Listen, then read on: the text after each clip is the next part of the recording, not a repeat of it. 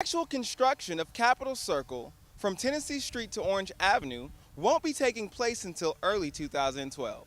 For News 20 at 5, I'm Aaron Tillman. Throughout the nation, this little device is proven to be a big hazard for drivers who use it behind the wheel. For News 20 at 5, I'm Aaron Tillman. The FAMU Wesley Foundation was once thriving, full of life and full of faith. But with the recent reassessment, students and other leaders no longer meet within this building. They're forced to meet within the confines of their home.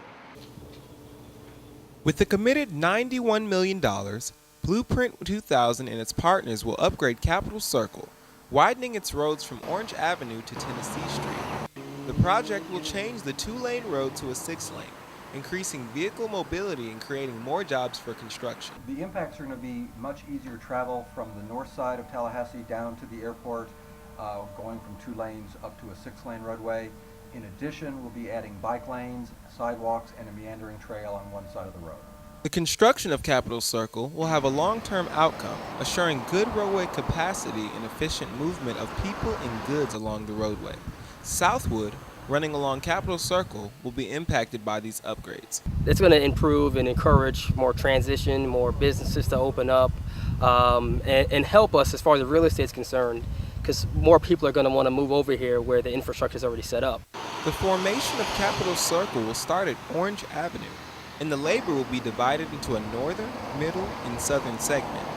Each segment will provide specific needs to the community, such as stormwater ponds, project funding, and direct hire with job opportunities. The City of Tallahassee has expressed and requested specific need for the completion of Capitol Circle project. The actual construction of Capitol Circle from Tennessee Street to Orange Avenue won't be taking place until early 2012. For News 20 at 5, I'm Aaron Tillman.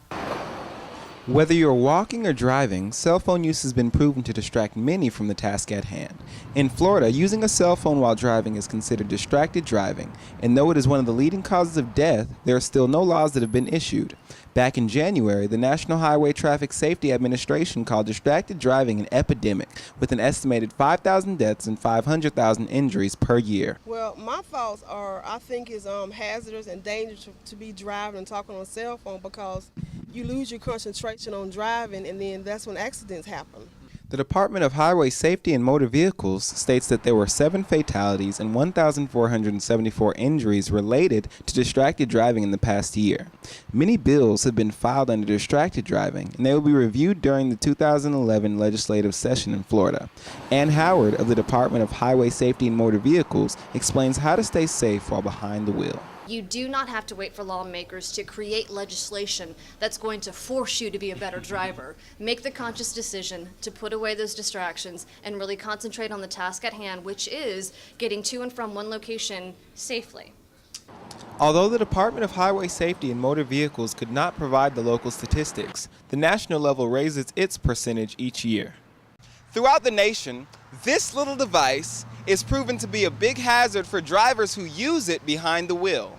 For News 20 at 5, I'm Aaron Tillman. You can still feel the presence of the FAMU Wesley Foundation. For 3 years, this campus ministry united college students to mature and develop a love for God. But it's now out of commission.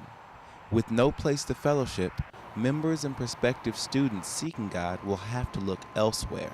I'm really praying that something else will open up.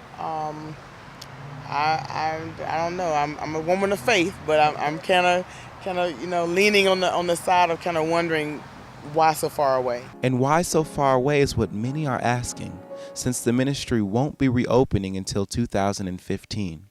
The Board of Higher Education and Campus Ministry stopped all activity because the foundation wasn't bearing fruit. The FAMU Wesley Foundation was once thriving, full of life and full of faith. But with the recent reassessment, students and other leaders no longer meet within this building. They're forced to meet within the confines of their home. Renee Brown, who was homeless at the time, misses the love and community of the Wesley Foundation. To say that we didn't have enough members was just kind of heart-wrenching, and for you to pull a program I mean, it meant something to people, and he just kind of took it away.